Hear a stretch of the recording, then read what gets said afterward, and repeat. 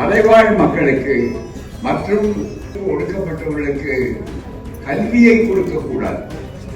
அவர்கள் வாழ உரிமையற்றவர்களா இருக்க வேண்டும், அடிமைகளா இருக்க வேண்டும். வேதத்தை காட்டி, சனாதனத்தை காட்டி, மதத்தை காட்டி, ஆசிரமத்தை காட்டி செய்தார். பதவிக்காக இந்த இயக்கம் வந்ததல்ல, மக்களுடைய விடியலுக்காக வந்த இயக்கம் இந்த இயக்கம்.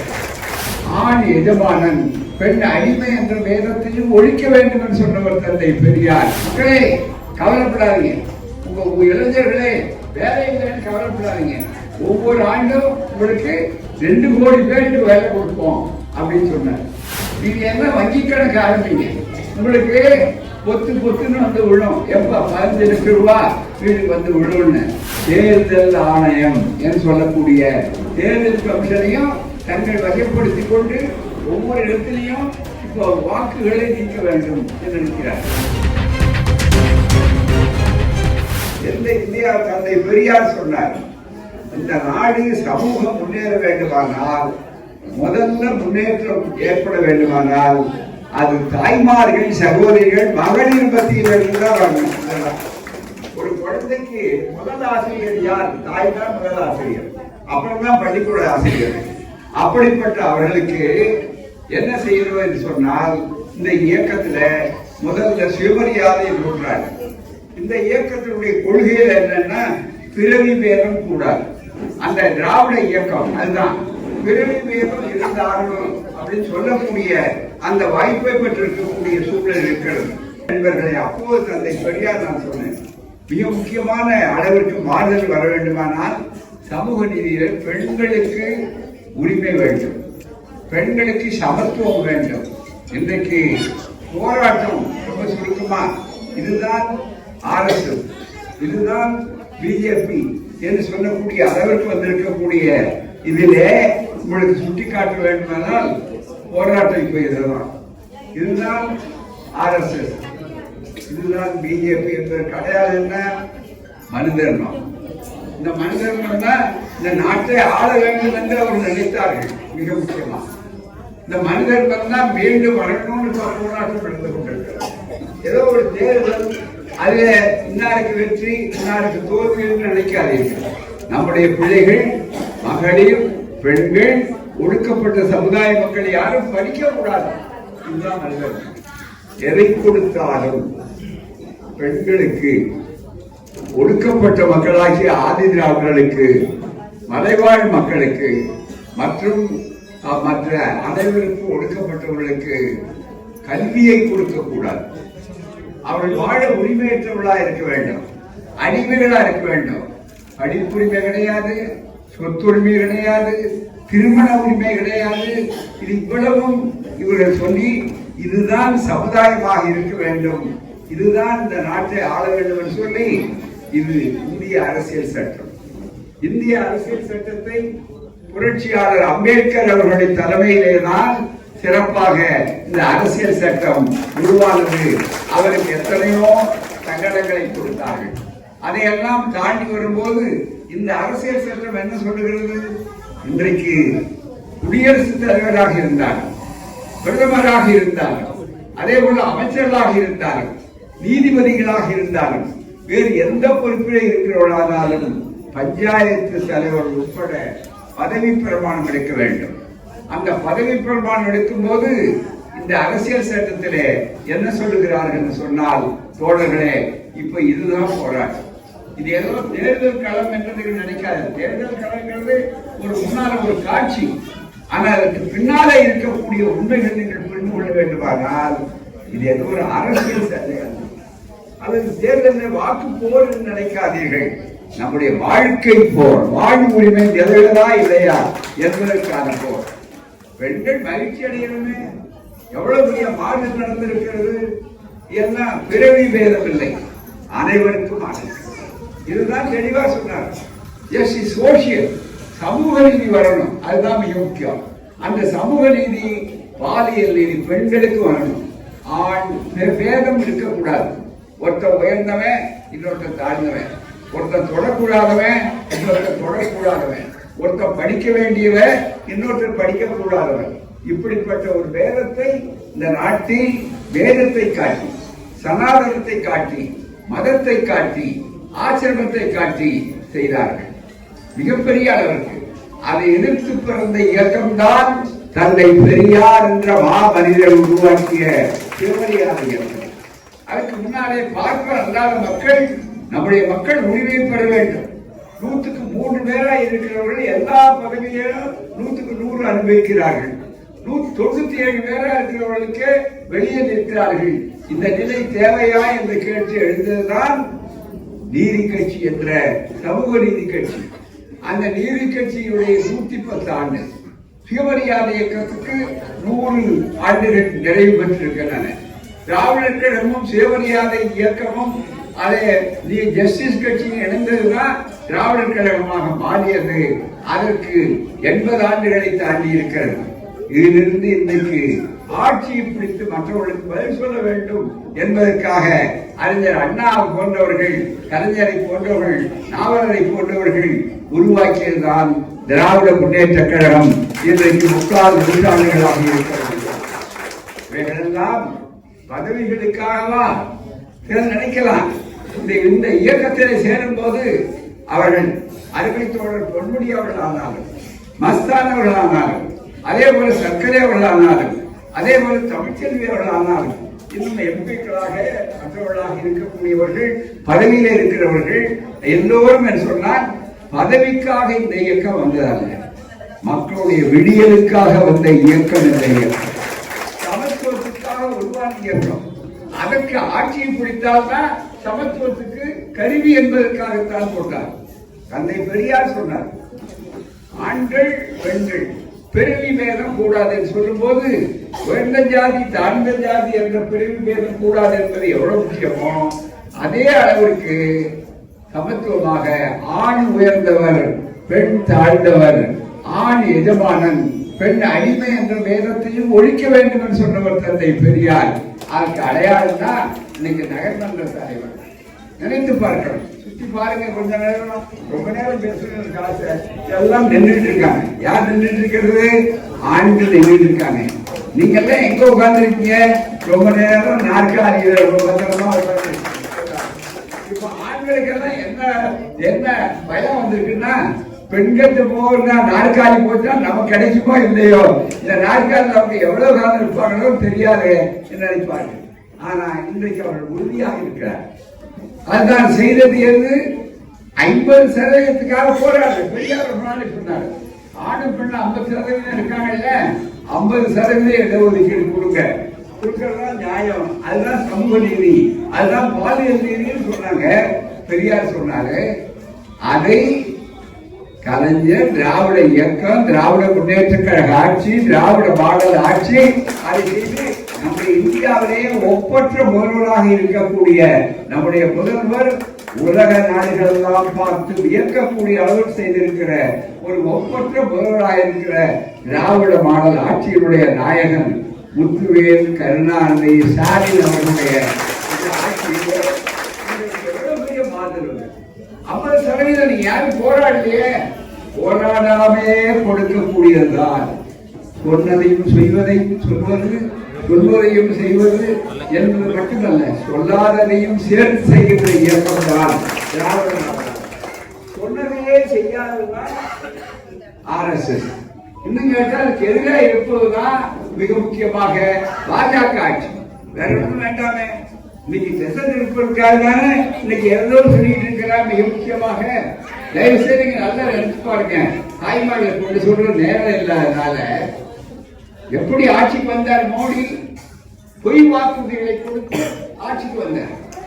அன்றைக்கு வேலை இல்லாம இருந்தா இளைஞர்கள், நம்ம இளைஞர்கள் அன்றைக்கு பார்த்த உடனே காங்கிரஸ் எல்லா திட்டங்களையும் கொடுத்தாங்க. வறுமையாளர்கள் இருக்கும்போது கூட கிராமப்புறத்தில் இருக்கக்கூடியவர்களுக்கு விவசாயத்துல முழு நேரம் வேலை கிடையாது. அதனால வறுமையில் இருக்கிறாங்கன்னு சொன்ன உடனே அந்த விவசாயிகளுக்கு கூட மண்வெட்டி எடுத்தோ போய் செல்லலாம் என்று கிராமப்புறத்தில் இருக்கக்கூடிய வேலை வாய்ப்பை கொடுத்தார். அந்த திட்டத்துக்கு என்ன பேர் வைத்தார்கள்? ஐக்கிய முற்போக்கு கூட்டணி. அது இடம்பெற்றிருந்த நம்முடைய திமுக என்று சொல்லக்கூடிய இடத்துல அதுக்கு மகாத்மா காந்தி கிராமப்புற வேலை திட்டம் கொடுத்தாங்க, 100 ரூபாய் அப்படின்னு. இன்னைக்கு என்னாச்சு? இந்த ஆட்சி வந்த உடனே இவர்கள் யார் அதை புரிந்து கொண்டு இதுதான் RSS, இதுதான் பாஜக என்று சொல்வது அவர்களை அவதூறு செய்வதற்கல்ல. எதை சொன்னாலும் நாங்கள் ஆதாரத்தோடு பேசி பழக்கப்பட்டவர்களே தவிர ஆதாரம் இல்லாமல் பேசக்கூடியவர்கள். அந்த வகையிலே வரும்போது என்ன சொல்லி மோடி பதவிக்கு வந்தார் 2014 11 ஆண்டுகளுக்கு முன்னால பதவிக்கு வந்தாரு. எப்படி என்ன சொல்லி வந்தார்? மக்களே கவலைப்படாதீங்க, உங்க இளைஞர்களே வேலை இல்லைன்னு கவலைப்படாதீங்க, ஒவ்வொரு ஆண்டும் உங்களுக்கு 2 கோடி பேருக்கு வேலை கொடுப்போம் அப்படின்னு சொன்னார். அப்ப இத்தனை ஆண்டுகளுக்கு 22 கோடி பேருக்கு வேலை கொடுத்துருக்கோம். 22 கோடி பேருக்கு வேலை கொடுத்திருக்கிறாரா? அது மட்டுமல்ல, நீங்க என்ன வங்கி கணக்கு ஆரம்பிங்க, உங்களுக்கு பொத்துன்னு வந்து விழும். எப்ப 15 லட்சம் ரூபாய் வீட்டுக்கு வந்து விழும்னு. எத்தனை பேருக்கு 15 லட்சம் ரூபாய் இல்ல, இது ஒரு சாதாரண 1 லட்சம் வந்திருக்கிறதா? நீங்க நினைத்து பார்க்க வேண்டும். இப்படி எல்லாம் இந்த பொய் வாக்கு சொன்னாங்க பதவி கொடுக்க. அது வந்த உடனே அடுத்தபடியா என்ன பண்ணாரு? ஆட்சிக்கு ஒரு முறை வந்துட்ட உடனே அதை நடைமுறைப்படுத்தும் பதிலாக அதிகாரங்கள் கையில் சிக்கிக் கொண்டது. அப்ப எதிரிகளுக்கு நியாயமா நடக்க வேண்டிய அவசியம் இல்ல. அந்த அதிகார வர்க்கத்தை தன்னுடைய வேலையாட்களாக ஆக்கிக்கொண்டு இப்ப எல்லாரையும் பயப்படுத்தி பார்க்கிறார். எல்லாருமே வழக்கு பொய் வழக்கு போட, யாரை பார்த்தாலும் இந்த இயக்கத்தை அழிக்கிறதற்காக என்ன செய்து கொண்டிருக்கிறார்கள்? திரிசூலம் சுருக்கமா சொல்றேன், நேரம் இல்ல, புரிந்து கொள்றவங்க திரிசூலத்தை வச்சிருக்க. அவருக்கு வேற ஒன்றும் ஆயுதம் இல்லை. திரிசூலம் என்ன? திரிசூலம்னா வருமான வரித்துறை 1, 2 CBI, 3 என்னன்னா அமலாக்கத்துறை அப்படின்னு ஒண்ணு மிக முக்கியம். இதை கொண்டுதான் இப்ப 4வது அதுல என்ன பண்ணிருக்காங்கன்னு சொன்னா முழுக்க தேர்தல் ஆணையம் என்று சொல்லக்கூடிய தேர்தல் கமிஷனையும் தங்கள் வகைப்படுத்திக் கொண்டு ஒவ்வொரு இடத்திலையும் இப்போ வாக்குகளை நீக்க வேண்டும் என்று நினைக்கிறார். தயவு செய்து இந்த ஆட்சி நீடித்தால்தான் நமக்கு இப்படி தெரியும். எனக்கு முன்னால் பேசினவர் சந்திரசேகர் என்று சொன்னார்கள், இவ்வளவு நிம்மதியா தாய்மார்கள் உட்கார்ந்து. ஏன்னா நாளை காலையில் நம்ம பிள்ளைக்கு என்ன செய்ய போறோம், எப்படி பள்ளிகளுக்கு அனுப்ப போறோம், என்ன செய்ய போறோங்கிற கவலை உங்களுக்கு இல்ல. அந்த கவலை யாருடைய கவலைன்னா முத்துவேல், கருணாநிதி, ஸ்டாலின் அவர் எடுத்துக்கொண்டார். நீங்க பிள்ளைகள் கூட தின்னுங்க, பிள்ளைகள் சாப்பிட கூப்பிடுவீங்க, சொல்லிட்டே ஓடுவீங்க வாசப்படி வரைக்கும். இன்னைக்கு அந்த வேலை இல்லை. நீங்க சொல்றதுக்கு முன்னால பிள்ளைகள் அங்க போய் உட்கார்ந்து இருக்கிறாங்க, எல்லாரும் கலகலப்பா போடுறாங்க. நன்றி உள்ள பிள்ளைகள் அதை அப்படியே பார்த்து என்ன சொல்றாங்க? முதலமைச்சர் போறார், ஸ்டாலின் போறார், அந்த உடனே பக்கத்துல உட்கார்ந்துக்கிட்டு அந்த பிள்ளைக்கு எப்படி சொன்ன உடனே அப்பா என்ன உங்களை அழைக்கலாமா என்று கேட்கிறேன். எந்த முதலமைச்சருக்காவது வாய்ப்பு இருக்கா? இதுதான் திராவிட மாடலாக நன்றாக எண்ணி பார்க்க வேண்டும். இதுதான் இன்னைக்கு ஒரு காலத்துல அந்த பிள்ளைகள் செலுங்கச்சு. அது மட்டுமல்ல நண்பர்களே, நீங்கள் எப்பவுமே கலைஞர் காலத்திலிருந்து அண்ணா காலத்திலிருந்து திராவிட மாடல் தந்தை பெரியார்னா ஒரு பயணம் செய்யும் போது, ஒரு சாதனையை செய்யும் போது ஒரே ஒரு கண்ணோட்டத்தோடு இருக்காது. நீங்க எல்லாம் நினைச்சிருக்கீங்க, ஆசிரியர்கள் என்ன நினைப்பாங்க? சரி, சாப்பிடாம வந்தா பிள்ளைகளை மயக்கம், அது மட்டுமல்ல அவளுக்கு ஈர்ப்பு சக்தி ரொம்ப குறைவா இருக்கும் அப்படின்னு சொல்லக்கூடிய அளவிற்கு இங்க இருப்பார்கள். ஆனால் இன்றைக்கு நண்பர்களே அது அப்படியே மாறி போய் பிள்ளைகள் நல்லா கவனிக்கிறாங்க, அட்டெண்டன்ஸ் அதிகமா இருக்கு, அதனால நல்ல பலன் ஏற்பட்டிருக்கு அப்படின்னு சொல்லக்கூடிய அளவுக்கு வாய்ப்பு வந்த உடனே இது ஒரு எழுச்சி வந்திருக்குங்க. அதுல அதை மட்டும் நினைக்காதீங்க, வெறுமனே கொடுத்தார்கள், 1000 ரூபாய் கொடுத்தாரு, திட்டங்கள் வந்தது என்பது மட்டுமல்ல நண்பர்களே. அது இன்னொரு பெரிய தத்துவம்னா எல்லா பிள்ளைகளும் வரிசையா உட்கார்ந்து கொண்டு அங்க காலை உணவு சாப்பிடுறாங்க மகிழ்ச்சியோட. அதுல ஜாதி போயிடுச்சு, மதம் போயிடுச்சு. அதான் பிரிவுல இல்லை, மதத்தை காட்டி ஏமாத்துறான், மதத்தை காட்டி ஜாதியை காட்டி ஜாதி கலவரத்தை உண்டாக்கலாமா, மத கலவரத்தை உண்டாக்கலாமா என்று நினைக்கிறார்கள். தமிழ்நாடு இது பெரியார் மண், உங்கள் பருப்பு வேகாது, ஒரு வேகம்.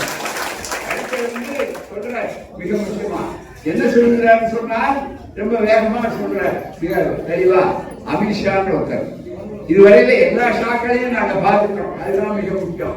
இவங்க ஒண்ணும் மெரினா ஷா பெரிய மிகப்பெரிய அளவுக்கு அமித்ஷா, அவ்வளவுதான். அவருடைய நிலை என்ன சொன்ன உடனே அவருக்கு எவ்வளவு தூரம் மிகப்பெரிய அளவிற்கு மனசு எனக்கு கொடுத்ததுன்னா திராவிட மாடல் ஆட்சி. நமக்கு நிதி கொடுக்கறது இல்லை, ஒரு ஆளுநரை விட்டு எழ வேண்டுமானாலும் பேசுவது, இவருடைய மீது பொய் வழக்கு போடுவது, உச்ச நீதிமன்றம் தலையில கூட்டிட்டா மறுபடியும் அவரை உட்கார வைக்கணும்னு சொன்ன போது அப்படியே ஒரு உட்கார்ந்தாங்க. மிக முக்கியமா ஏன் அதை நினைத்து பார்க்க வேண்டும். இன்றைக்கு இப்படிப்பட்ட ஒரு சூழ்நிலையெல்லாம் வந்திருக்கக்கூடிய ஒரு காலகட்டத்தில் இன்றைக்கு எதையாவது செய்து வரணும்னா கடைசியா அவளுக்கு வேற எதுவும் தங்கல. இல்லையா? அமைதி பூங்காவாக இருக்கு தமிழ்நாடு.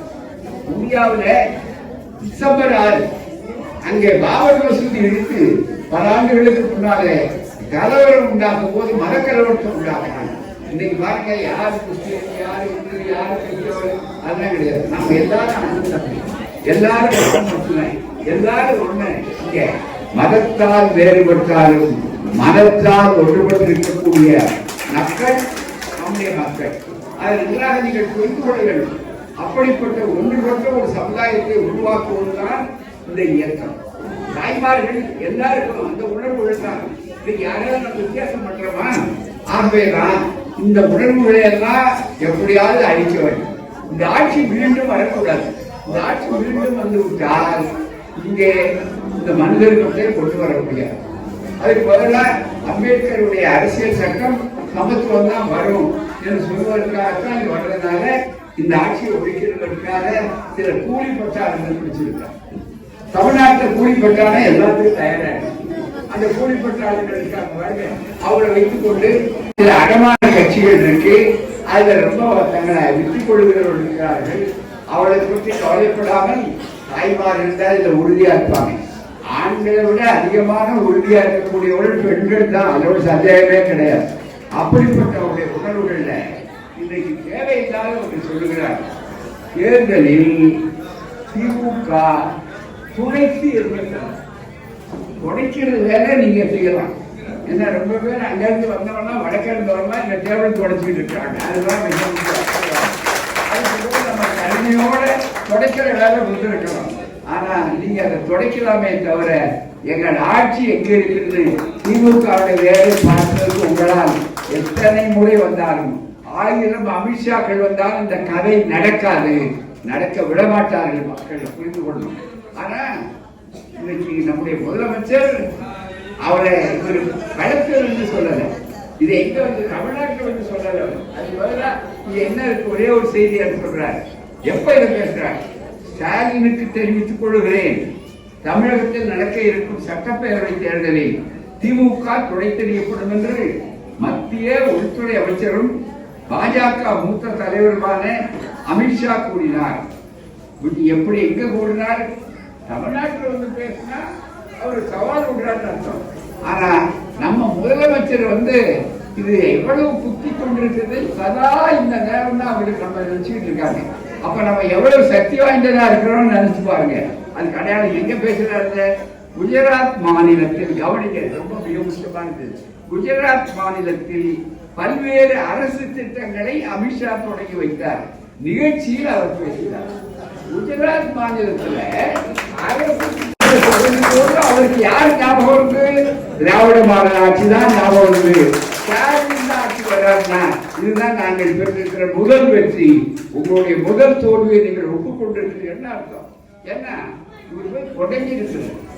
இப்ப எங்க பார்த்தாலும் மிக முக்கியம் ரெண்டு மிக சாமர்த்தியமா ஒன்று சொல்லி முடிக்க விரும்புகிறேன். என்னன்னா, ஒரு சாமியார் கதை ஒன்று நம்ம கலைஞர் அடிக்கடி சொல்லுவார். என்னன்னா, ஒரு வெள்ளம் வந்தது, ஒரு பெண்ணும் போச்சு, ஒரு சாமியார் போனார், அவர் சிஷ்யனும் கூட போனார். அதை கலந்துகளுக்கு போன உடனே அப்ப இது ஒரு புத்த கதை கூட வந்த உடனே அந்த பெண்ணு வரும்போங்கிறதுக்காக என்ன பண்ணாங்க, அந்த அக்கறையில காப்பாற்றணும். அதுக்காக இந்த பெண்ணை தூக்கி தோல்ல வச்சுட்டாரு. இவர் வேற சாமியார், இந்த புத்த சாமியார் தோல்ல வச்சுக்கிட்டு அங்க போனார். சிஷியன் பெண்களையே வெறுக்கிற சாமியார், இவர் போய் திடீர்னு அந்த பெண்ணை தூக்கி மேல வச்சுட்டு போறாரு. காப்பாற்றணுங்கிறதுக்காக கொண்டு போய் அதை இறக்கி விட்டுட்டு பத்திரமா போமா அப்படி அக்கறைக்கு போறோம்னு சொன்னார். இந்த சிஷியன் ரொம்ப குழப்பத்தோடவே இருந்தான். எப்ப பார்த்தாலும் என்னன்னு போறோடனே, என்னப்பா நீ ஏதோ குழப்பத்திலே இருக்க மாதிரி இருக்கு, என்ன விஷயம்னு. நல்ல சிஷியன், ஐயா எனக்கு ஒரு சந்தேகம் வந்துருச்சு, என்ன சந்தேகம்?